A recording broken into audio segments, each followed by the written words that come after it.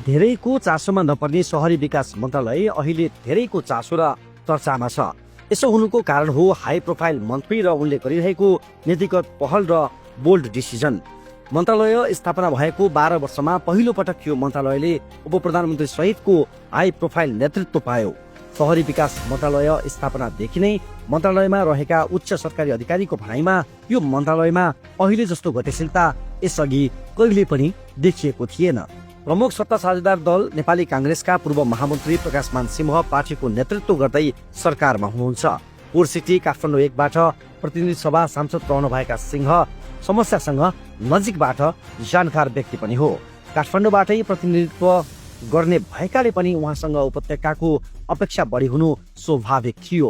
वर्षौंदेखि बिगारिएको काठमाडौँको नदी प्रणाली वातावरण सुधार रातारात चमत्कारिक रूपमा समाधान हुने विषय होइन पनि, तर अब थप बिग्रन नदिन र विगतमा भएको कमजोरी सच्याउन सिंहले प्राथमिकताका साथ काम गरिरहनु भएको छ। उप प्रधानमन्त्री सिंहले मन्त्रालयको जिम्मेवारी सम्हालेदेखि नै उपत्यकाका नदी प्रणाली सुधार्नु पर्नेमा जोड दिइरहनु भएको छ। त्यसका लागि सरकारवालाहरूसँग चरणबद्ध छलफल गर्नुभएका सिंहले स्थानीय तहसँगको सहकार्य गर्ने गरी गृह कार्य गरिरहनु भएको छ। उपत्यकाका नदी स्वच्छ र सफा बगाउन कसरी सहकार्य गर्न सकिन्छ भन्ने विषयमा उहाँले उपत्यका मेयर्स फोरमसँग पटक पटक छलफल गरिसक्नु भएको छ। शहरी विकास मन्त्रालयले सिधा ढल नदीमा मिसाउन रोक्नका लागि गृह कार्य अघि बढाएको छ। त्यसका लागि घर घरमा सेप्टिक ट्याङ्क बनाउने विषयलाई अभियानकै रूपमा अघि बढाउने सरकारको तयारी छ। यो बागमती विष्णुमती यो जे जति नदीहरू छन् त्यो चाहिँ के छ भन्दा दूषित, त्यसमा चाहिँ ढलको रूपमा चाहिँ जुन अहिले चाहिँ त्यसलाई चाहिँ प्रयोग भइरहेको छ, त्यसलाई चाहिँ रोक्नको लागि यो त के हो भन्दाखेरि स्थानीय बासिन्दादेखि हरेक घरका सदस्यहरूदेखि लिएर तिनै तहका सरकारहरू त्यसमा चाहिँ लागेर यो चाहिँ अहिले चाहिँ हामीले चाहिँ म्यासिभली चाहिँ के हो भन्दा घरहरू चाहिँ बनाउँदाखेरि यो सेफ्टी ट्याङ्कको यो चाहिँ जुन हो त्यो बनाउनु पर्ने अनिवार्य गराउनुतिर चाहिँ अब यदि हामीले चाहिँ लागेन भने सधैँ झन् यो चाहिँ काठमाडौँ उपत्यकाको चाहिँ हावापानी चाहिँ दूषितै रहने भएको कारणले गर्दाखेरि म्यासिभ क्याम्पेनिङ अब हामीहरूले चाहिँ हरेक वडामा चाहिँ के हो भन्दाखेरि नयाँ घरहरू बनाउँदाखेरि सेफ्टी ट्याङ्क बनाउने र सेफ्टी ट्याङ्क यो चाहिँ घर बनिसकेको छ, त्यसको चाहिँ एरिया पुगेको छैन भने नजिकको एउटा चाहिँ भनौँ 8-10 घर 12 घर कम्युनिटीको चाहिँ सेफ्टी ट्याङ्क बनाउने किसिमले यदि हामीले चाहिँ अब कदम यदि हामीले चाहिँ उठाउन सकेन भने यो चाहिँ नदी नालाको चाहिँ अवस्था चाहिँ झन् योभन्दा खराब अवस्थामा चाहिँ पुग्ने भएको कारणले गर्दाखेरि यतातिर चाहिँ हामीले चाहिँ ध्यान दिनुपर्छ भन्ने मलाई लागेको छ। 2064 सालपछि राष्ट्रिय शहरी नीति बनाउने पहल सुरु भयो, तर यो बीचमा शहरी विकास मन्त्रालयले धेरै मन्त्री पाउँदा पनि शहरी नीति बन्न सकेन। सिंहले शहरी विकास मन्त्रालय सम्हालेदेखि नै नीतिगत सुधारमा जोड दिँदै राष्ट्रिय शहरी नीति 2081 अघि बढाउनु भयो। अन्ततः मङ्सिर 28 गते बसेको मन्त्री परिषदबाट शहरी नीति स्वीकृत भयो। आधुनिक प्रविधि, विपद व्यवस्थापन र दिगो विकास लक्ष्यमा केन्द्रित शहरी नीति जारी भएको छ। यसमा स्मार्ट सहर, आर्थिक करिडोर र जलवायु अनुकूलनलाई प्राथमिकता दिइएको छ। सरकारलाई शहरी पूर्वाधार विकासलाई आवश्यक पर्ने स्रोतहरूको विविधीकरण गरिएको छ। शहरी विकासलाई रोकेर व्यवस्थित विकास गर्ने योजना राखिएको छ। व्यवस्थित शहरीकरणका लागि शहरी नीति अत्यन्त आवश्यक रहेको भन्दै जानकारहरूले खुलेरै प्रशंसा गरेका छन्।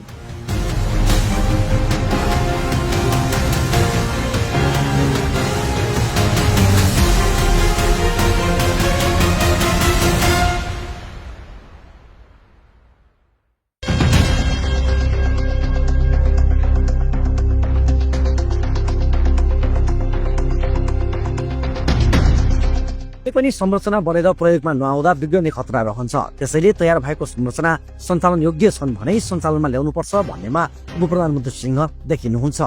धरहराको मुख्य संरचना तयार भएर पनि सञ्चालनमा थिएन।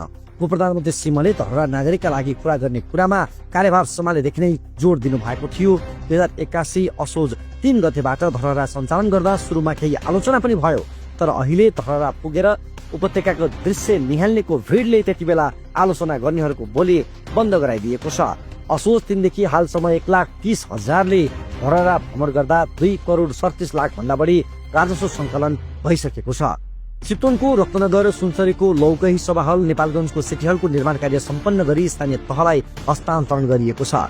धमकस्थित व्यापारिक कम्प्लेक्स असामस्थित ऐतिहासिक दरबार निर्माण कार्य सम्पन्न भएको छ। सिंहदरबार भित्रै बनिरहेको संसद भवनको काम पनि अन्तिम चरणमा पुगेको छ। सार्वजनिक जग्गा संरक्षण अन्तर्गत कीर्तिपुरमा चम्पादेवी पार्क र फैँसीपाटी प्लाजा गरी 2वटा पार्क निर्माण सम्पन्न भइसकेको छ।